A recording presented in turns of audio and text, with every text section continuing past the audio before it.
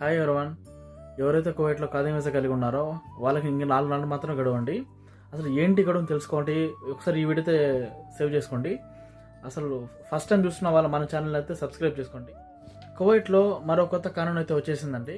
గృహ కార్మికులండి, ఎవరైతే కువైట్లో ఆర్టికల్ 20 అంటే ఖాదీ వీసా కలిగి ఉన్నవారు. ఈ వీడియో గృహ కార్మికులు ఇంటికి వెళ్ళిన తర్వాత మనం ఎన్ని రోజులు అక్కడ ఉండాలి అని చాలా మందికి అయితే కన్ఫ్యూజన్ అయితే ఉంది. అదైతే ఈరోజు అయితే కన్ఫ్యూజన్ అయితే క్లారిఫికేషన్ అయితే ఇచ్చేశారు.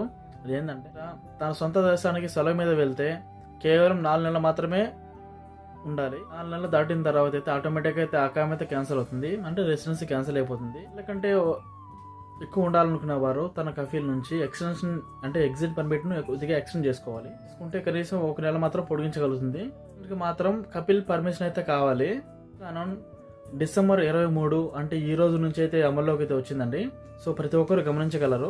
23 ముందు వెళ్ళిన వాళ్ళకైతే ఈ కానూన్ అయితే వర్తించదు.